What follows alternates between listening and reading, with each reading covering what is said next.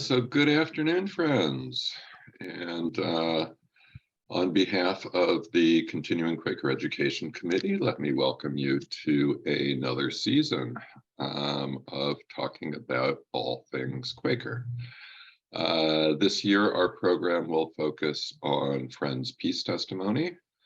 We have a variety of topics kind of within that broad umbrella. I think it's going to be actually a very cool program this year, so I hope you continue to join us.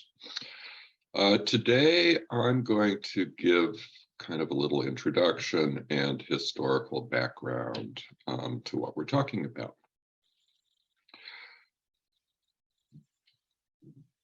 So, and since this is history and background, some of it may be a little dry. I'll try and keep it as interesting as possible. But as we are talking together today, please try to draw connections between what friends historically have heard, understood, and done, and what's going on in the world today. According to the World Population Council, there are 22 wars being fought right now as we speak together. And, you know, some of them have received a great deal of publicity, like Russia's invasion of the Ukraine. Others, I don't know that I've even seen in the paper over the last couple of years. But this is not an abstraction. This is very much part of contemporary life in the world. And when you think about it, war is an intentional, organized package of pretty much the worst things that human beings do to one another. War is terrible. It has always been terrible. The 22 wars being fought right now are terrible, and there is every reason to believe that future wars will be at least as bad, if not worse, than the ones that we have experience with. Now, this is in no ways an original observation. Very smart, very concerned people have been thinking very hard about war, and particularly the morality of war, for thousands of years. In the Western Christian tradition, one of the kind of important strains of ethics around war, has been kind of codified into what is known as just war theory. Just as in justice, permissible, morally acceptable. And much of this comes out of the Catholic Church. So St. Augustine, then Thomas Aquinas, and a lot of Catholic thinkers have been pondering what a morally permissible war would look like. And a lot of that thought in the 20th century in particular kind of gained a secular context and became codified in international law. So just war theory has three kind of significant components. For a war to be considered just, there needs to be a just cause, just conduct, and just resolution. So just cause is kind of, why is this war being fought in the first place? And just war theory posits that, among other things, there has to be a valid reason, which is primarily boils down to self-defense. It needs to be a last resort. In other words, all attempts to resolve conflict peaceably have been exhausted. It needs to be declared by a legitimate authority, which typically translates into a state, a nation, a country.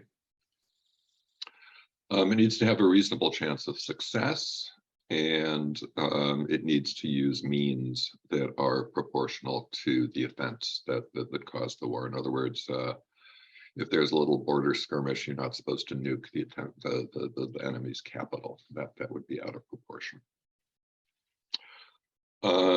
Just conduct in war deals with issues like who can be considered a legitimate target.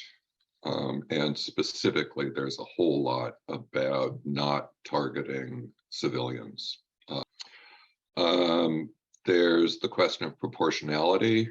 Again, how extreme do you get to be in the conduct of the war?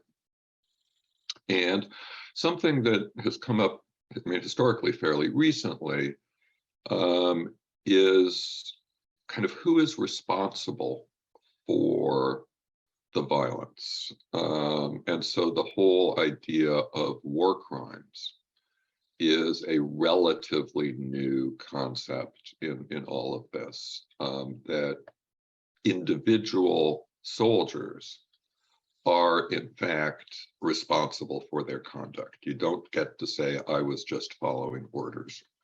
But every soldier is considered a moral actor with all the rights and responsibilities that go along with that, including accountability. And then the just resolution of war has to do with what kind of penalties does the victor get to impose on the defeated force. And so, claims are not supposed, or are supposed to be proportional to the offense. You're not supposed to impose punishment on non-combatants, on people who weren't involved. And also a fairly newish one is that it is considering the need to rehabilitate, to rebuild, the defeated country. Now, these are actually, I believe, pretty good principles. International law continues to be tuned, to be tweaked, to be improved, and I think there are improvements that can still be made. To me, one of the most glaring is, I talked about it under the just cause for war, that it had to be declared by a presumed legitimate authority, which typically translates into a nation state, into a country, which completely leaves out the legitimacy of a population revolting against an oppressive government. So liberation movements are often, not always, but often not considered legitimate authorities in the context of just war theory. And I think that's a real gap. But as a body of thought, and it's way, way, way more subtle and developed than what I've laid out so far.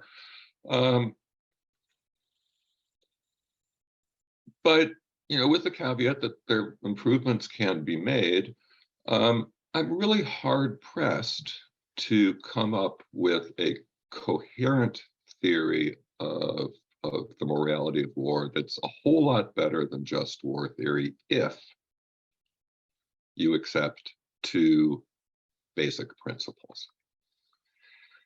So underlying just war theory are two key assumptions. One is that war is an inevitable component of human society. In other words, basically that violence is just baked into what it means to be human. And the second assumption is that the horrors of war can be reduced to a quote unquote tolerable level.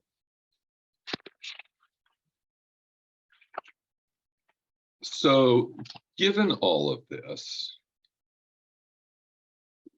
why do Quakers not adhere to just war theory? What is it that causes us as a religious community, and of course not just Quakers, to have something called a testimony against war? And Friends' testimony against war goes back to at least 1660. In 1660, a group of 12 Quakers, one of whom was George Fox, sent a letter to Charles II, King of England. And the letter that they sent was titled "A Declaration from the Harmless and Innocent People of God called Quakers," which is a title I just love. The Harmless and Innocent People of God. And in this letter, it says, "We know that wars and fightings proceed from the lusts of men, out of which lusts the Lord hath redeemed us, and so out of the occasion of war. All bloody principles and practices we as to our own particulars do utterly deny, with all outward wars and strife and fightings with outward weapons, for any end or under any pretense whatsoever." And it is this letter, this declaration, that is cited over and over and over again as the foundation of the Friends' testimony against war. One kind of interesting side note here is that this letter was a political statement. It really was not a religious statement.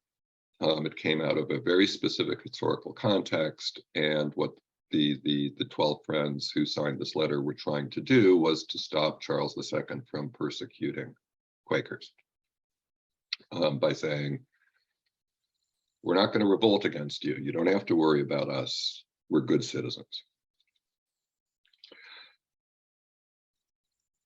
It also had no backing from Britain Yearly Meeting. In other words, it was not a sense of the meeting by either Britain Yearly Meeting or by any monthly meeting. It really was written by 12 Quakers who were notable friends at the time.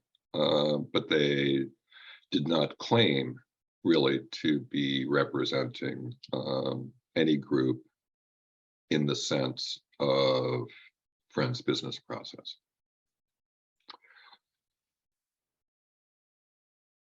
In his journal, George Fox describes, and he spent a lot of time in jail.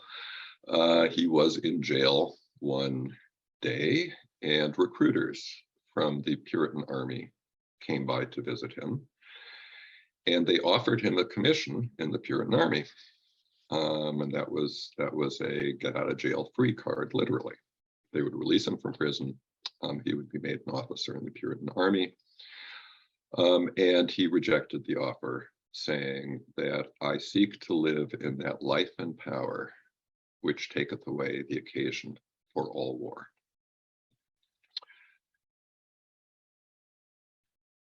Now, there's a couple of things to keep in mind here.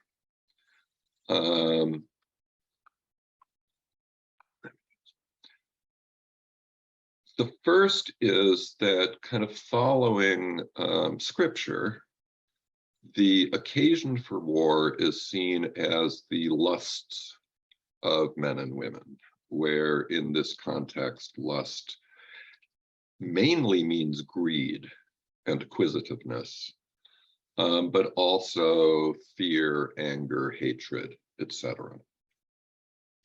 And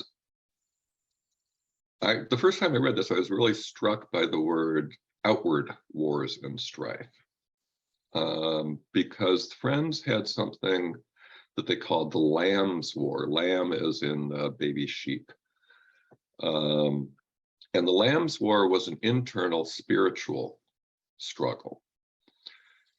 And that's what Quakers kind of elevated in place of outward war. So if war is founded on human lusts, then the way to abolish war is to do internal spiritual work and get rid of those lusts. And then war itself would kind of dissolve. It would go away. It would no longer be an issue. So kind of the core ideas in this statement and kind of in the statements that were being made around this time by early Friends was most importantly that the Spirit was leading Friends into a very different way of experiencing reality, and that there was a spiritual logic that transcended kind of human socio-political machinations. That there was a spiritual logic in which war was not inevitable, in which, in fact, there were things that human beings could do if they heard and followed the Spirit that would eliminate armed conflict. Something that's very different from today is that no justice, no peace would have made no sense to Friends in 1660. That the occasion for war was not human conditions, external human conditions. It was a purely spiritual question, and that war could be overcome by spiritual means, not by material means. I talked a little about the difference between outward weapons and inward weapons. So kind of nation against nation war as opposed to the Lamb's War. And the other thing is that kind of Quaker thought, certainly in 1660, but continuing, and I think to a large degree still today, does not address violence by civil authorities, police, for instance. So the use or threat of violence by kind of properly constituted civil authorities was considered okay. And I think that's particularly notable in the context of Black Lives Matter, in the context of the abuse of civil authority in this country and around the world, and the attention that it's been getting recently. So since 1660, the Religious Society of Friends as an institution, so we're talking about, Britain yearly meeting, Philadelphia yearly meeting, monthly meetings, etc., has been pretty consistently opposed to all wars. I was actually shocked to find out how many exceptions there are. That there have, my Britain yearly meeting specifically, and several of the American yearly meetings, have from time to time taken some pretty ambiguous stances around the geopolitics of their day. But I think it's fair to say that institutionally Friends have opposed wars for the last, 370 years. And this plays out in a number of different arenas. So the first is that Friends institutions have typically mandated or recommended or suggested, depending on exactly what the institution was, that Friends refuse to carry weapons or to take part in military service. A lot of the conscientious objection statutes around the world were originally developed to accommodate Quakers. That Friends have tried to institutionalize alternative forms of service, and lots and lots and lots and lots and lots of Quakers over the centuries have ended up in prison for refusing to fight. Another one would be the refusal to contribute resources to the either preparation or conduct of war, which kind of boils down to tax resistance, or at least war tax resistance. The obligation to help the victims of wars and conflicts on both sides of any given conflict. A commitment to active peacemaking, in other words, not being content with simply non-participation, but to take an active role in world events that would reduce or end armed conflicts, and including serving as kind of the convening party for many diplomatic initiatives to settle conflicts either before or while they had escalated. And I found this one statistic actually quite striking, that in the 70s, apparently 10% of the international diplomatic community had met each other, face to face under Quaker-sponsored auspices, which just seems like an enormous number. I mean, a very large percent of diplomats who kind of their first encounter with another diplomat on a potentially or belonging to a potentially hostile opponent had met each other face to face under Quaker auspices. Then, of course, education and the creation and support of peace organizations that were not explicitly Quaker. So Oxfam has a number of the founders of Oxfam and Amnesty International were Friends. And the League of Nations and then the United Nations also in their foundation were strongly influenced by Quaker advocacy. So kind of in terms of international recognition, in 1947, the British Friends Service Committee and the American Friends Service Committee were awarded the Nobel Peace Prize, particularly for their activities after World War I in Europe and before and after World War II, again in Europe. Now,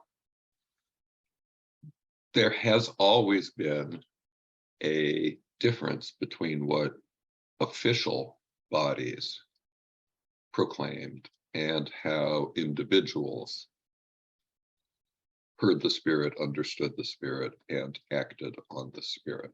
So it's worth remembering that Friends' testimonies are not rules. They're not prescriptive. Our testimonies don't tell us what we're supposed to do. And Friends' testimonies are not goals. They're not aspirational. Testimonies are not forward-looking. Instead, testimonies are accounts, are stories of how Friends in the past and present heard, understood, and acted on the leadings that they received, the divine inspiration. In other words, testimony is backwards looking. The value, the importance of testimony in Quaker faith and practice is that it can be really hard to understand what the Spirit's trying to tell us. And testimonies help us understand how other friends who have faced similar conditions, what their discernment was, how they understood the Spirit, what they felt they were led to do. There continue to be plenty of opportunities where an individual friend can understand, can discern something different from other bodies of friends. We see that all the time, and that has that is true in spades for the testimony against war.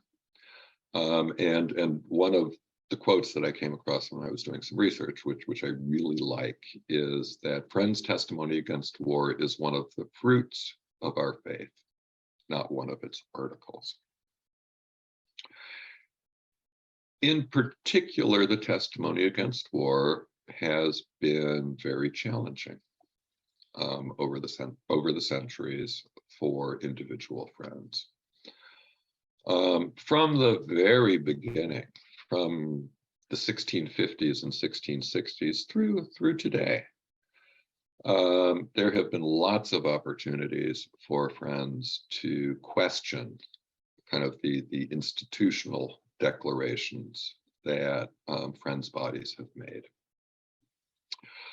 One of the kind of interesting, to me, aspects of this is that in colonial America, there were at least two colonies that were primarily or exclusively run by Quakers. Pennsylvania, of course, but also Rhode Island, and to a large degree, New Jersey for a long period, about 80 years.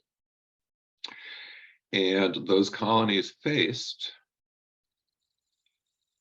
the prospect of armed conflict, both as part of the British Empire, and so they presumably were expected to support Britain's wars around the world, as well as conflicts within the New World, particularly when Native Americans pushed back against the encroachment, the stealing of their lands. And so for Rhode Island, there's something called King Philip's War, late 1600s. In Pennsylvania, what we know as the French and Indian War in the 1750s, proved very challenging for the Quakers in government, because they felt on the one hand, they had an obligation to the empire that supported them, and they had an obligation to what they saw as, or potentially saw as, their responsibility to protect the inhabitants of the colony they were in, which could be in conflict with the testimony against war. There are also, I mean, especially in the 1700s and early 1800s, where sailing ships provided the main means of transportation, especially for cargo. There were a whole bunch of pirates, and pirates could be kind of the traditional yo-ho-ho and a bottle of rum individual ships, and they could be commissioned by rival countries. Those were known as privateers, who kind of had a government's permission to attack and loot merchant ships. And so and since there were Quaker ship owners and Quaker sailors and captains, a big question was, well, was it permissible to mount cannons on these ships and to fire them against potential attackers? And kind of this continues through at least in the American context, the Revolutionary War, the Civil War, World War I, and World War II. The Civil War in particular, many Northern young Quaker men ended up enlisting in the Union Army. And the response of their meetings kind of at the beginning of the Civil War was to read them out of meeting, to disown them. And by the middle and certainly by the end of the Civil War, almost all local meetings stopped doing that because they were losing a whole bunch of young Quakers.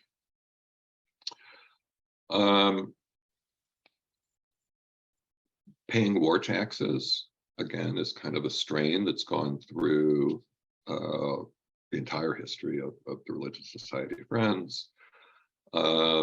I would venture to guess that most of us in Adelphi Friends meeting pay federal taxes, knowing full well that a significant percentage of the taxes we're giving to the federal government go towards past and current wars. There are friends here at Adelphi who do not pay war taxes. This kind of sustainable way of doing that is to make an income under the limit for which you have to pay taxes, but friends have been fined. Friends, local friends have gone to jail for war tax resistance. Another kind of current question in this context is registering for the draft. Given that a lot of federal programs for young men, and I don't know if it's true for young women or not, but getting federal loans, for instance, college loans, if an 18-year-old young man has not registered for the draft, they're not eligible for college loans from federally supported college loans and other programs of this nature. And so many of the young people in our meeting have in fact registered for the draft. Not all, but many.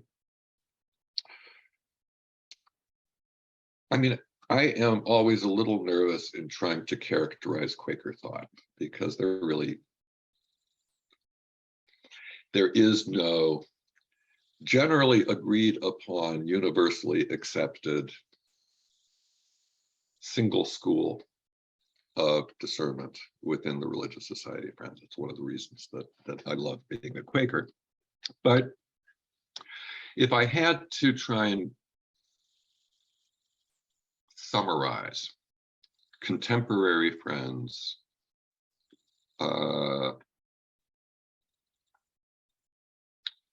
discernment around violent conflict, I think it kind of comes down to this set of points here that I've asked a lot of Quakers, a lot of friends, why are you opposed to war? And the most frequent answer that I personally have received is, well, there's that of God in everyone, and we shouldn't kill it. We can't kill the divine, but we can kill the vessels of the divine. And that's kind of self-evidently wrong. What started off as the historic testimony against war has turned into the peace testimony. And the peace testimony is much broader than a testimony against war. And we're going to spend a lot of time this year talking about all the different ways that we can think about peace, way beyond the context of violent interactions between nation states. So contemporary Friends have broadened this testimony significantly beyond where early Friends had it located. I think contemporary friends do see the occasion for war as poverty, oppression, injustice, not so much as an internal spiritual struggle. Friends typically believe that there is no tolerable level of war, that the only spirit-led witness is non-participation. And there has been, I believe, a de-emphasis on the internal spiritual work in favor of external social, economic, political action to reduce the incidence of violence between states, but also in our communal and personal interactions with one another. So, kind of to summarize all of it, the Friends Peace Testimony is rooted in a corporate experience that we are led by the divine into a way of life that makes war unthinkable, unacceptable, under any and all circumstances. So this brings my introduction today to an end. As always, we have a query for you. In this case, friends' individual discernment around war and violence has varied over the years. On the triangular spectrum below, how have you heard the Spirit in your life?